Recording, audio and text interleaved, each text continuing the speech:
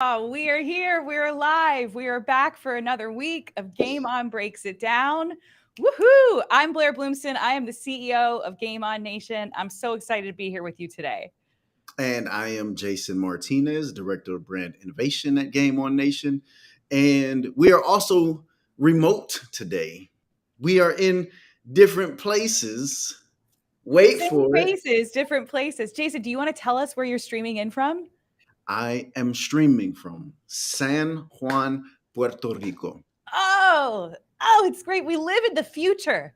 We're here in this virtual streaming space, but you are far away. I'm still in Florida at Game On's offices. Isn't Oh. it a beautiful thing? I know it's a beautiful thing for me because I'm in Mhm. Puerto Rico right now. Mhm. I love it. I love if I can shout out, Jason's there for work at the top of the week, but because we are a futuristic company, Jason stayed for the rest of the week to work remotely, and I love that. Yeah. Well, I mean, we all of us experienced this to a degree over the last few years, and so we figured Mhm. out a way to both be efficient and effective from different spaces, and continue to do all of the things that we do at Game On so well remotely. Yeah. And so, I mean, I thank you all for giving me the opportunity to kick back in Puerto Rico. And when I mean kick back, I mean after the work is done. Uh, I know what you mean. Sometimes it's nice to kick back and do work and kick back while the work is being yeah, yeah. done. And look, if I'm keeping it real. After this, I might go take my laptop by the next to the pool. That's So, right. That's right. but no, If this is amazing.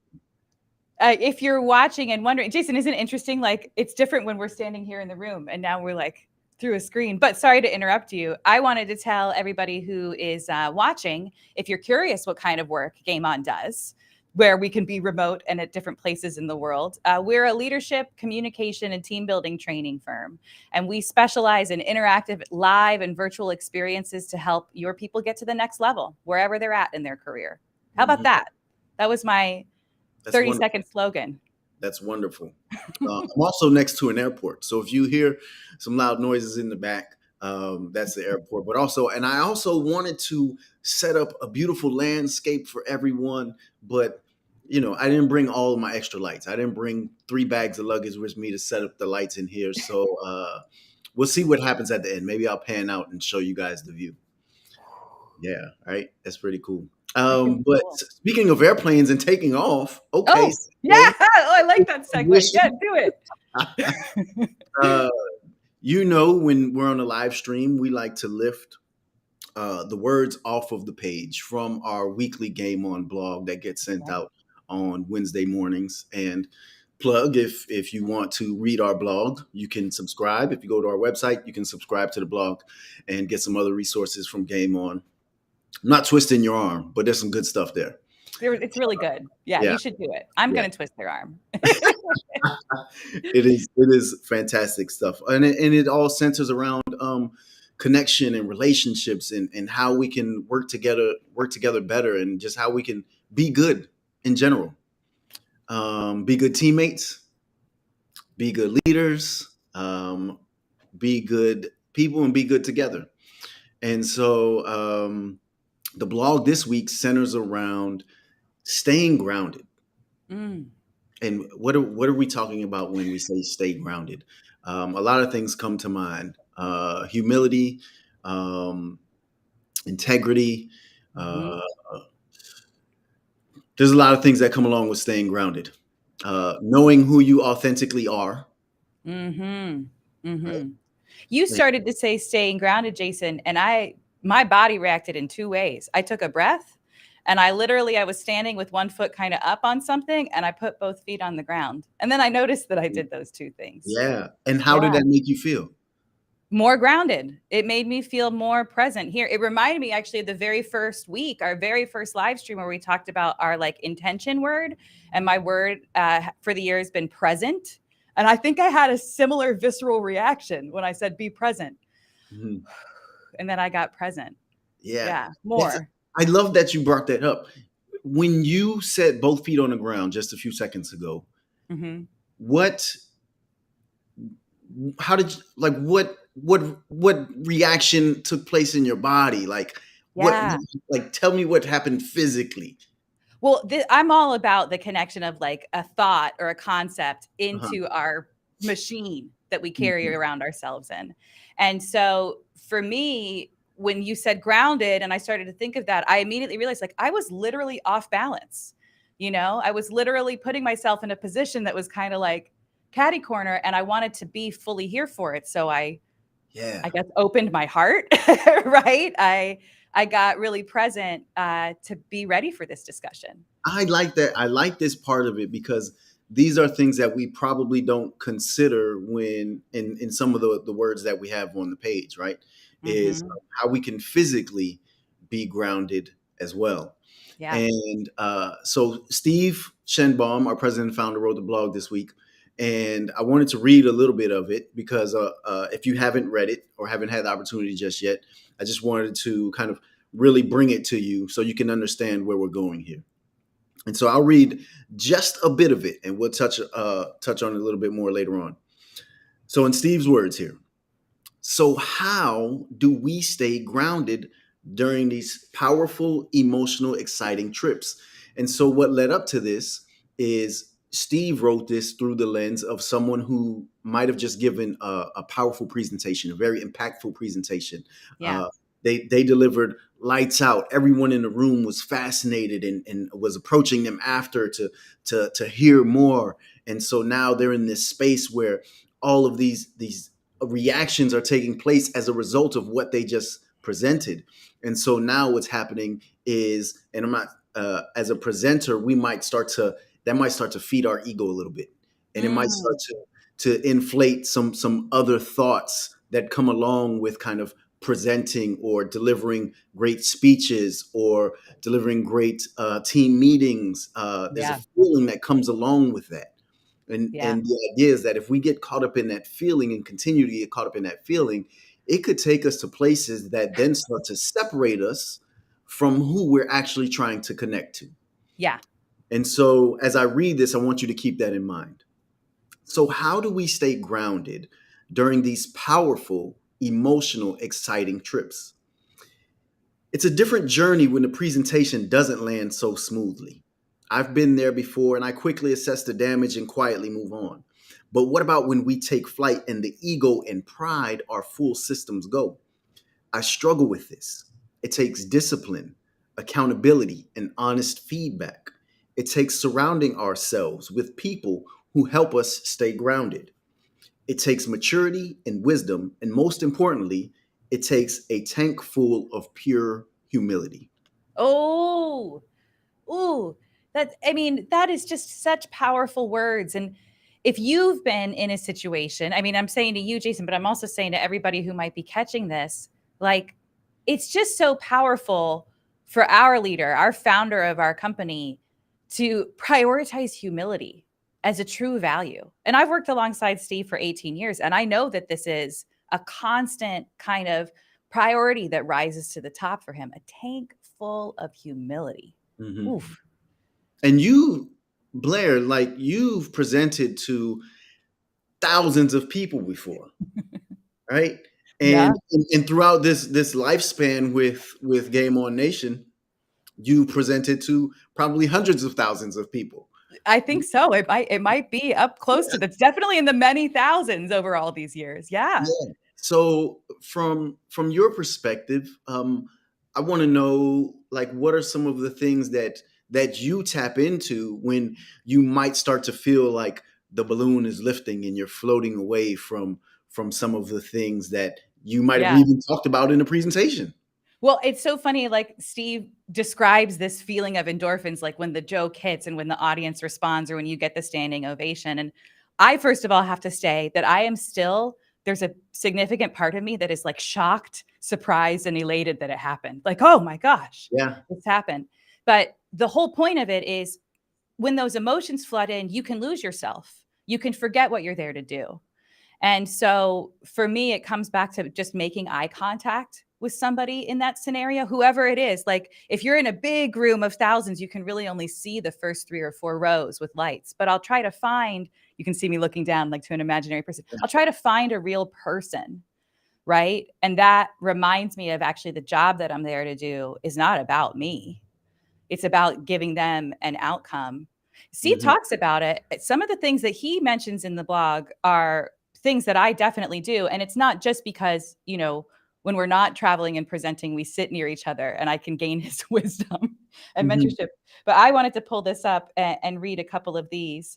Um, oh, and of course, okay, here we go. So Steve calls it his flight plan, Hmm. right? And I really do appreciate the flight metaphor of like feeling lifted, but where are you going with that? Yeah. And so he breaks it down 4 ways. And I think these are just universal. I'm going to give him credit because I do these things too. Hmm. So the first is instead of speaking at the audience, let's be intentional about sharing with them. Ooh, let's pause in Let's between each simmer, one. right? Yeah, Yeah. let's let it simmer, and let's open up that book a little bit more. So can you read it again? Yeah. So instead of speaking at the audience, let's be intentional about sharing with them.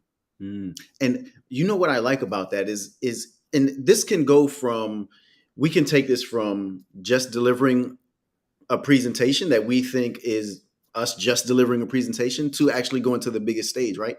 Yeah. Because when we might create a PowerPoint for a team meeting or something like that, and we think that we're delivering the information like it's an informational transaction, like I'm here to show you what's taking place.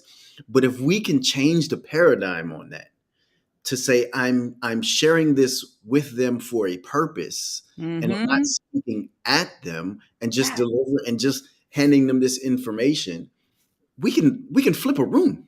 Oh, you can reach people. You can. If you're coming in with that mindset, heart set to like go in and be with them, or sometimes we go further to talk about being for them, right? Ooh. That kind of service. Like I'm running this really amazing 4-day long virtual leading through influence class now for a federal agency. Mm. And it's a leadership course, right? Right. So we're going to talk strategically and tactically about leadership techniques, but that's just the surface level of what I'm there to do.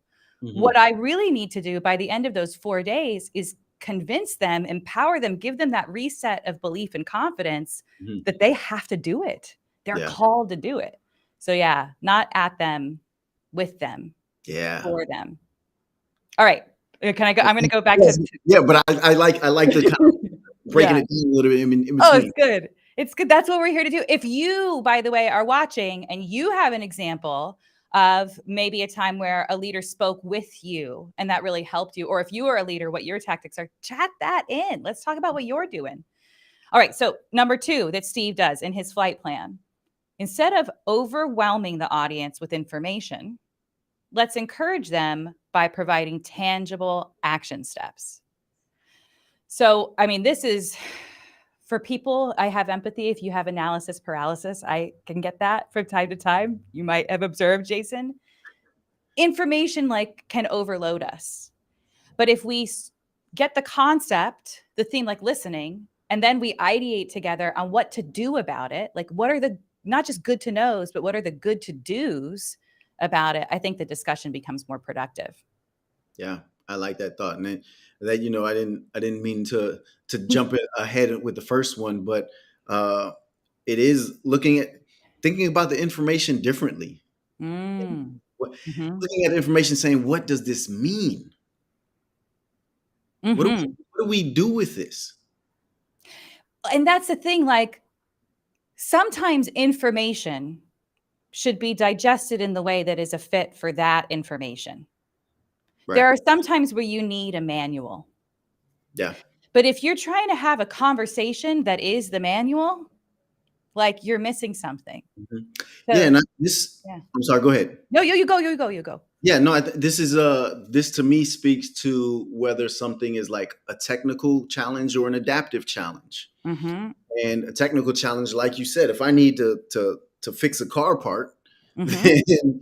then I'll read out the manual and instructions. And but if it's an adaptive challenge that it involves different ways of thinking and different ways of looking at the information and trying to decipher what the information means for all of us, that's what we're talking about.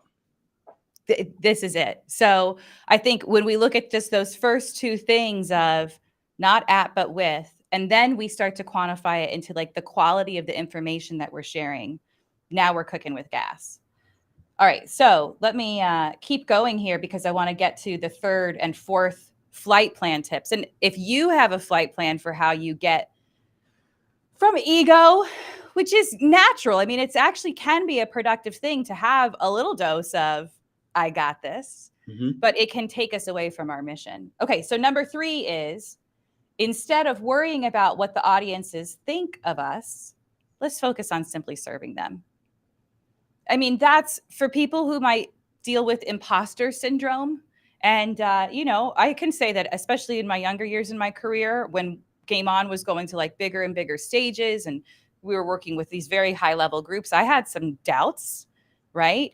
But at the end of the day, it's not about me. And I might not get everybody in that room to like me personally, but I can still hopefully get them to hear my message and do something about it.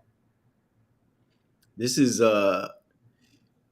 when I think about leadership as a whole and really servant leadership, many of the servant leaders that we might be aware of in our society over hundreds of years didn't think about what people thought about how they were serving others, because they knew that they were there to serve.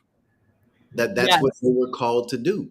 Yes. And so there might have been naysayers or people who didn't want to follow them for one reason or another, but they didn't let it affect them because they know that they had a message to deliver, and that message was through service, and through that service that others would recognize that that was the thing, that is the thing that they are driving toward, and it's not about them.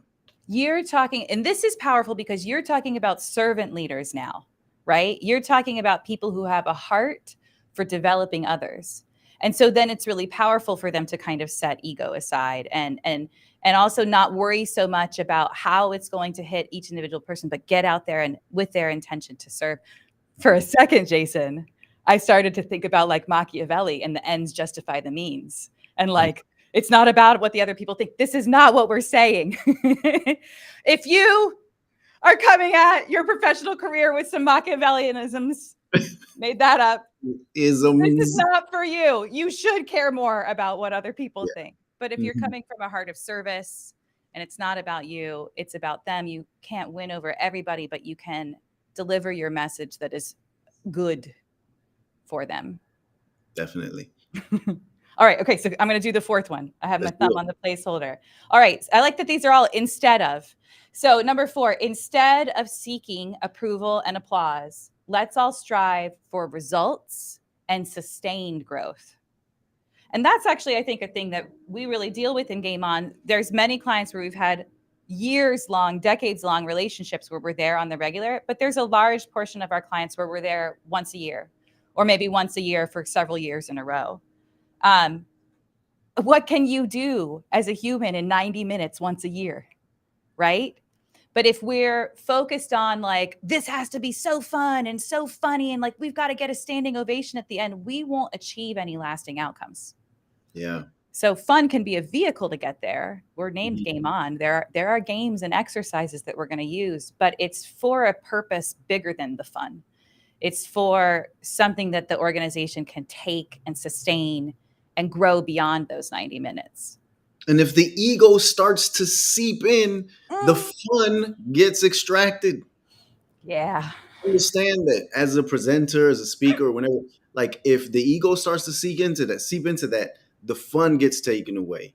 And it's palpable. It's witnessed on the other side. Oh, when yeah. the ego takes over, because the audience is no longer is no longer receiving that heart-centered message that might have been your original intent.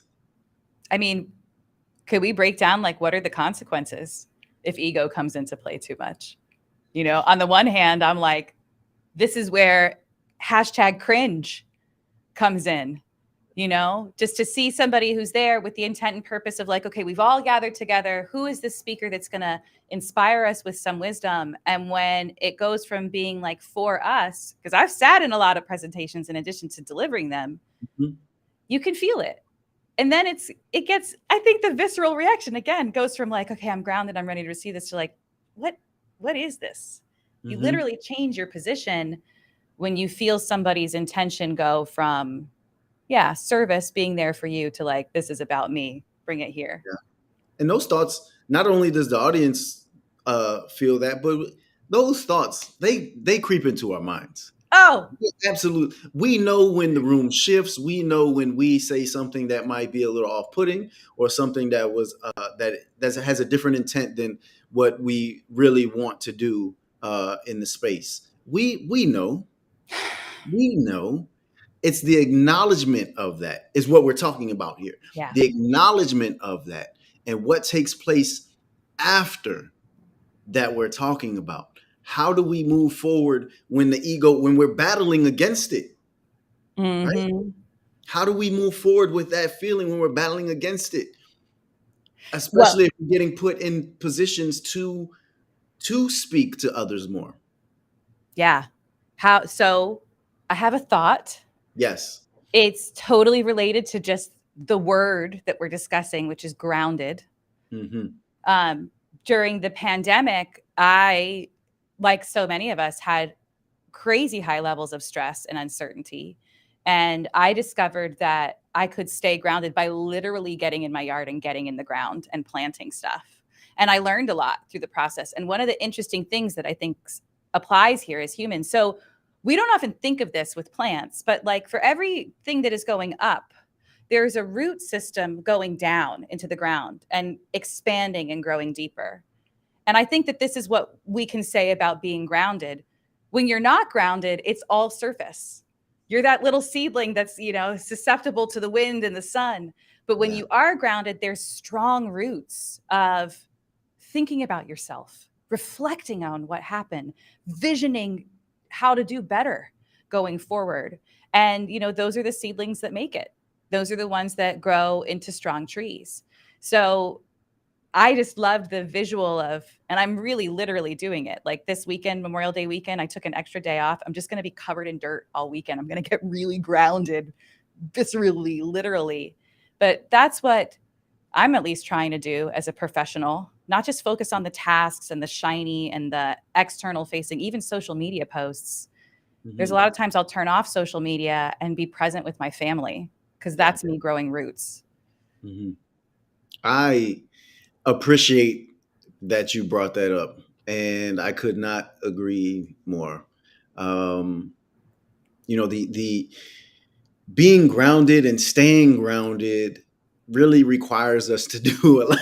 I don't know if you're gonna. If I bring Bring it into the stream. The inner work is the inner work, and which is another reason why I'm so grateful to be in Puerto Rico this week. Yeah. And we didn't decide to write this blog while I was in Puerto Rico, but it just so happened to turn out this way. And for me, staying grounded really means what you talked about is my roots and understanding from where I come and how I got here and my ancestry. So this is only my second time in Puerto Rico. And this time around, I really want to understand more about the culture and more about my ancestors and how I got to be who I am. And those thoughts help me stay grounded. Yes. And you just, oh my gosh, Blair, but you just talked about growing plants, fertilizing, and digging into the soil.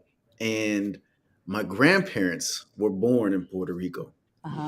And I was telling you, I asked if I could share this little piece that I put together about my grandfather and my grandparents. And then I'll let you take it where we will. But come on, bring it in. It says, my grandfather, I never met him, Somehow I can't forget him. Mom says that he used to pick coffee beans on the land of the brave Lord. The nerve of me to pour out my coffee when it's cold. Every time I see an image of a worker in a straw hat, I wonder if that might be his portrait. I feel differently now when I see a handful of pens shoved down into a jar full of coffee beans. I want to throw the pens away and stick my hands in the jar, hoping that I can feel what he felt as I rub the beans across my hands. And so I wrote that piece, a long time ago. Yeah. Um, so the opportunity to be here now, and with what was just wrote about, what Steve wrote about staying grounded, and what I'll just say to everyone is if you want to stay grounded, if you're starting to fight against this ego that's separating you from your purpose and your intent and the message that you want to deliver, then you might have to go back to find out some things about yourself that can help you stay connected to who you truly are and help you stay rooted and help you stay grounded. And then you can create your own flight plan. Jason, I got moved by that poem. I hadn't heard that you mentioned that you were going to include it, and it was so just visual, so powerful to talk about the coffee beans and rubbing them on your hands so that you can feel that. We're standing on the shoulders of giants. We are. We're standing on the legacy of our parents and our grandparents and our great grandparents and all of these people who moved. Everybody who's in this country where we're from today, for the most part, came here from somewhere else. And we need to honor the people who were here first. Mm-hmm. I can say that. But yeah, we are here as a part of a chain. And then it gets back to servant leadership. If you want to get back to that, that's why we have to pay it forward. It shouldn't end with just us. We shouldn't have received all of the gifts of our forefathers to be in this position. I have a ton of privilege in my position. What can I do with that? I can get it out of myself into someone else, not just my kids, but my community, my people, the audiences we talk to. I love that. And if you keep that in your flight plan, that's going to help you stay grounded. Right? Yeah. And that's why I love being here right now. That's why I love this week's blog.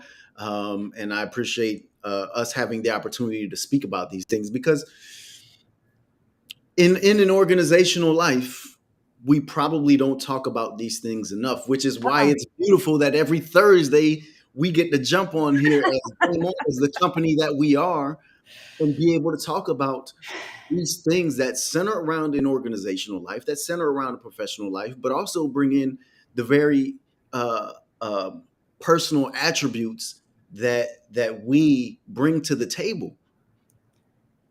Do you know how powerful it is just to be your teammate and to know that you're having that kind of reflective legacy moment? And that because of these cool opportunities that we had, we were able to send you there, And yeah, I love that, Jason. I just think that you brought to life for us. I hope if you're watching this, you see the humanity here. We're colleagues. We spend a lot of great hours working together, but that's not your whole story. And that's not my whole story. And when we get to share other parts of our story in that work context, it's rich. It's rich. It's so rich. And, we have an exercise that we do at Game On that we talk about, our coins. Yeah. And I think when we discover our coins, those are very tangible things that we own, and they belong to us. And if we can remember those will help us stay grounded as well. So when we're starting to battle against that ego, rub the coins that you have in your pocket. Yeah. Yeah. And then bring you back care down. about the other person's coins too. Yeah. Yeah. That's it. Look, we're lucky. We have a leader who describes a flight plan, who carries that back for us, who encourages us to find our own way with it. And we have these techniques to remind us, because life is just distracting, right? And that distraction will get you ungrounded. distraction. You know, if I pick my foot back up, I'm off balance again, and you can tell, right? So how do we get back to being grounded? Okay, and like here we are right now, Jason. I think you might be frozen. This is really happening, and that could be Puerto Rico. Hopefully, I'm not frozen for you. So, with that, I'm going to ground this right now. Our song of the week from Coldplay this week is Trouble. I encourage you to listen to it. It's a very reflective song. And most of all, I'm so grateful that you could be here with us for this discussion, for this time to talk about some of the deeper stuff that's happening at work. It's not just the tasks, it's the why. All right, everybody, I'm signing off. Jason just left. He's going to enjoy the sun in Puerto Rico. Look for a follow-up post from him. Thank you for joining for today.